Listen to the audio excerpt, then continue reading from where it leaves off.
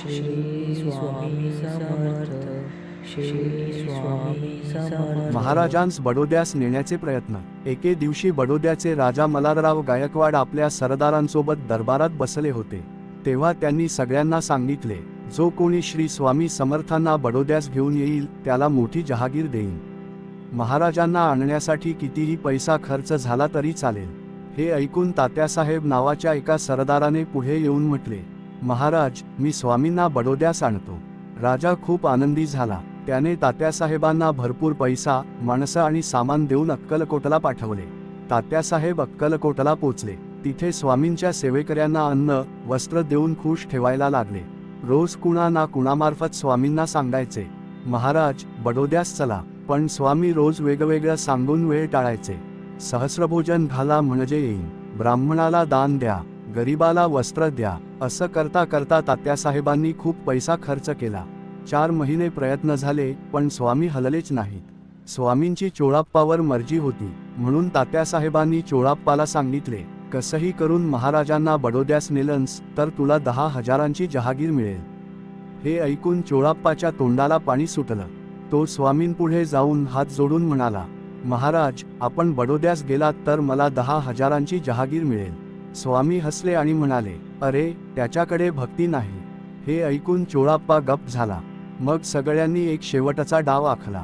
ठरवलं की स्वामींना मेण्यात बसवायचं, गुपचूप कडपगावापर्यंत न्यायचं. तिथे आगगाडी तयार आहे, त्यात बसवून थेट बडोद्यास नेऊन टाकायचं. एके दिवशी सकाळपासून सगळे स्वामींना बाहेर नेण्याचे बहाणे करू लागले. कोणी म्हणे हवा खायला जाऊ, कोणी म्हणे राजवाड्यात जाऊ, कोणी म्हणे खासाबागेत जाऊ. स्वामी प्रत्येकाला काहीतरी उत्तर देत राहिले. असे 3-4 दिवस गेले. शेवटी एके दिवशी स्वामी मेण्यात बसले. सगळ्यांना फार आनंद झाला. मेणा उचलून थेट कडपगावाकडे निघाले.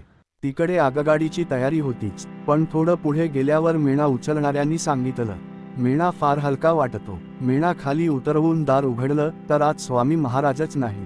सगळे हादरले. काही लोकांना तर फार वाईट वाटलं. सगळे इकडे तिकडे धावू लागले.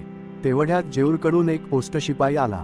तो ओरडत म्हणाला, इथे काय करता? स्वामी महाराज तर जेऊरच्या वाटेवर 2 कोसावर एका दगडावर बसले आहेत. हे ऐकताच सगळे तिकडे धावले. स्वामींपुढे जाऊन साष्टांग नमस्कार केला. कान ओढले, माफी मागितली. आम्ही पैशाच्या लोभात पडलो, महाराजांचे सामर्थ्य ओळखलं नाही. आमचा अपराध माफ करा. स्वामी पोट धरून हसू लागले. सगळ्यांना आनंद झाला. मग स्वामींना परत अक्कलकोटला आणलं. तात्यासाहेब मात्र हजारो रुपये खर्च करूनही अपयशी ठरले आणि बडोद्यास परत गेले. पुन्हा मल्हाररावांनी यशवंतराव नावाच्या दुसऱ्या सरदाराला पाठवले.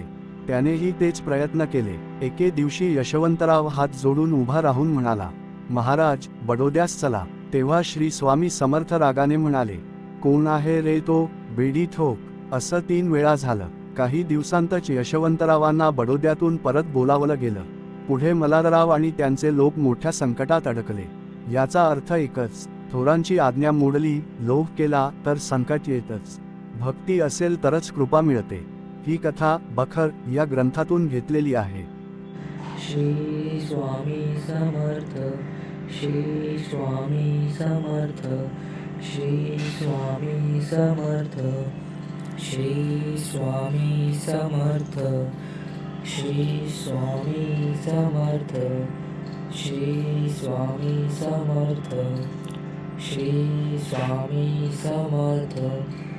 श्री स्वामी समर्थ. श्री स्वामी समर्थ. श्री स्वामी समर्थ. श्री स्वामी समर्थ.